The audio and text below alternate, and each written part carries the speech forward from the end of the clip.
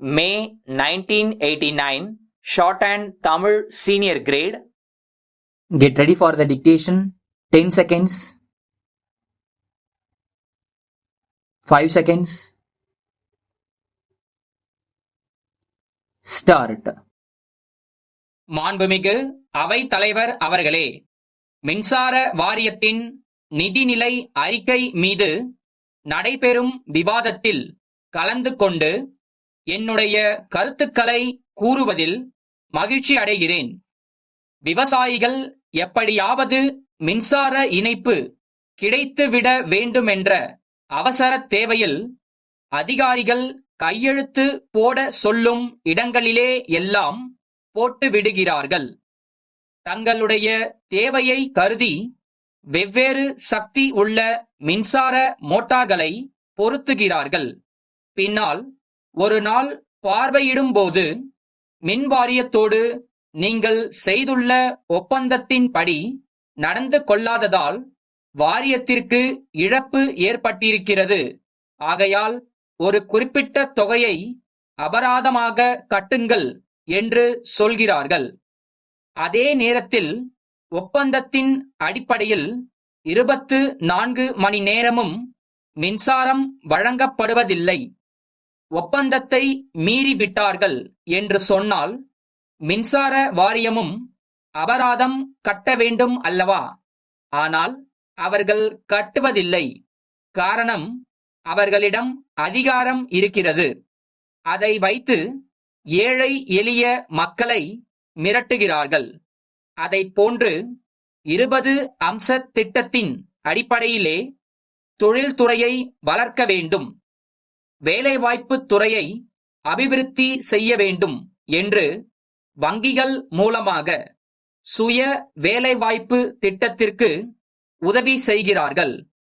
தங்கள் வாழ்க்கைக்கு பிறர் கையை எதிர்பார்க்காமல் தாங்களே முயன்று அரசிடமோ வங்கியிடமோ உதவி பெற்று தங்களுடைய வீட்டில் தட்டச்சு செய்தல், துணி தைத்தல் போன்ற ஏதாவது ஒரு சிறு தொழிலை செய்து வாழ்க்கை நடத்துபவர்கள் இருக்கிறார்கள். அப்படிப்பட்டவர்களுக்கு வர்த்தக ரீதியிலான மின்சார கட்டணம் விதிக்கப்படுகிறது. அது கூடாது என்று கேட்டுக்கொள்கிறேன். இன்றைக்கு தமிழகத்தில் இருக்கக்கூடிய அத்தனை உள்ளாட்சி அமைப்புகளும் நிதி பற்றாக்குறையினால் தடுமாறிக் கொண்டிருக்கின்றன. நிதி வசதி இன்மையால் உள்ளாட்சிகளின் தேவைகளை நிறைவேற்றிக் கொள்ள முடியவில்லை. தேர்ந்தெடுக்கப்பட்ட உள்ளாட்சி அமைப்புகள் வந்த பின்னால் தமிழ்நாட்டில் அத்தனை வீதிகளிலும் இருளை பகலாக்குகிற அளவுக்கு மிக சிறப்பாக தெருவிளக்குகள் எரிந்து கொண்டிருக்கின்றன. அதன் காரணமாக வாரியத்திற்கு இப்பொழுது அதிகமான கட்டணம் கிடைக்கிறது. இதை ஒரு சமுதாய சேவை என்ற அடிப்படையில் கருதி வீட்டு உபயோக அளவிற்கு தெருவிளக்கு கட்டணத்தை குறைத்தால் அவர்களுக்கு ஓரளவு உதவி செய்வதாக இருக்கும். நிதி நிலைமை ஓரளவுக்கு சீரடைய இது உதவியாக இருக்கும் என்பதை தெரிவித்துக் கொள்கிறேன்.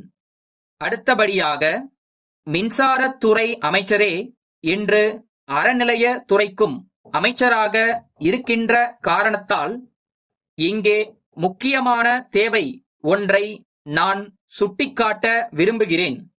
தற்போது தமிழ்நாட்டில் பல கோவில்களில் போதிய நிதி வசதி இல்லாமல் இருக்கின்றன. கோவில்களில் விலை உயர்ந்த சிலைகள் இருக்கின்றன.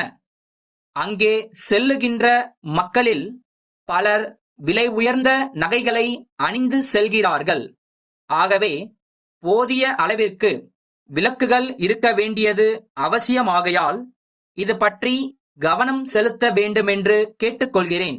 சென்னை திருவள்ளுவர் நகர் சமூக நலத் தலைவர் திரு சி. கண்ணப்பன் அவர்கள் சென்னை தலைமை செயலகத்திலுள்ள தமிழக அரசின் உள்துறை செயலாளர் அவர்களுக்கு 5/6/88 தேதியிட்டு எழுதிய கடிதம். ஐயா, சென்னை மாநகரம் இந்தியாவிலேயே 4வது பெரிய நகரமாகும். மக்கள் தொகை பெருக்கத்தை பற்றி சொல்ல தேவையில்லை. போக்குவரத்து வாகனங்களின் எண்ணிக்கை பல மடங்கு அதிகரித்து இருக்கிறது. எனினும் அந்த அளவுக்கு சாலை வசதி பெருகவில்லை. 25 ஆண்டுகளுக்கு முன்னால் இருந்த சாலை வசதி கூட இப்போது இல்லை. இதற்குக் காரணம் முக்கிய சாலைகளின் இரு மருங்கிலும் கிட்டத்தட்ட பாதி அளவுக்கு பழம் விற்பனை செய்பவர்களும் காய்கறி விற்பவர்களும் இதர பொருள்கள் விற்பனை செய்பவர்களும் ஆக்கிரமிப்பு செய்துள்ளார்கள்.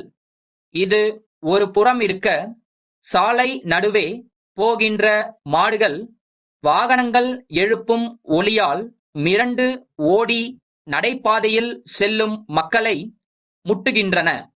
அதனால் பல விபத்துக்கள் ஏற்படுகின்றன. இத்தகைய விபத்துக்களை தடுக்க சாலை ஆக்கிரமிப்புகளை அகற்ற அரசு எடுக்கும் நடவடிக்கைகளுக்கு எங்கள் அமைப்பு முழு ஒத்துழைப்பு அளிக்கும் என்று தெரிவித்துக் கொள்கிறேன். தங்கள் நம்பிக்கையுள்ள